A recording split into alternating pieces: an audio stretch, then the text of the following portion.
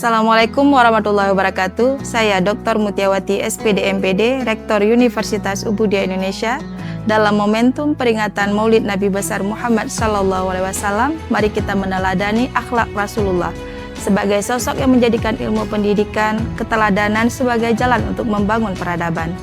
Sebagai insan pendidikan, mari kita terus menghadirkan pendidikan yang tidak hanya mencerdaskan, tetapi juga membentuk generasi yang berkarakter, berakhlak mulia, berintegritas, dan mampu memberikan manfaat kepada masyarakat.